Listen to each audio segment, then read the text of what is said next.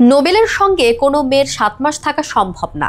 Nobel গ্রেফতার হওয়ার পর এভাবেই নিজের প্রতিক্রিয়া জানালেন তার সাবেক স্ত্রী সালসাবিল। নোবেলের সাথে তার ফোনে কথা হয় বলে উল্লেখ করেন তিনি। পাশাপাশি নোবেলের বিরুদ্ধে অভিযোগ নিয়েও সন্দেহ প্রকাশ করেন। বলেন, ওর সঙ্গে 7 মাস কারো পক্ষে থাকা সম্ভব এটা আমার বিশ্বাস হয় না, কারণ ও নেশাগ্রস্ত। তাহলে সে কিভাবে কাউকে আটকে রাখবে?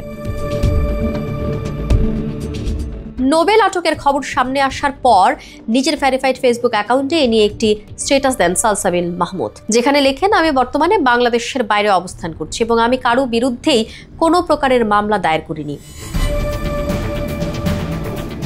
নোবেলকে মাদকাসক্ত উল্লেখ করে সালসাবিল বলেন, সে দীর্ঘদিন রিহাবে ছিল, তারপর ছাড়া পেয়েছে। এরপর আমার সঙ্গে কথা হতো, কিন্তু ওর সঙ্গে যে কেউ থাকতো সেটা আমি জানতাম না। যেহেতু মামলা হয়েছে ধর্ষণের, এখন আদালতে প্রমাণ হবে সত্য মিথ্যা, আমাকেও সেভাবে অপেক্ষা করতে হবে।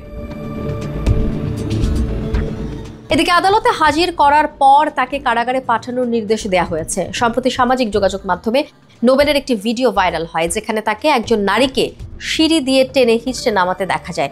ওই ভিডিও দেখে ছাত্রীর পরিবার তাকে চিনে ফেলেন এবং টাঙ্গাইল থেকে ঢাকা এসে জাতীয় জরুরি সেবা 999 ফোন দেন। গত 19 মে রাত 9:30টার দিকে পুলিশ ওই বাসায় অভিযান চালিয়ে সেই ছাত্রীকে উদ্ধার করে।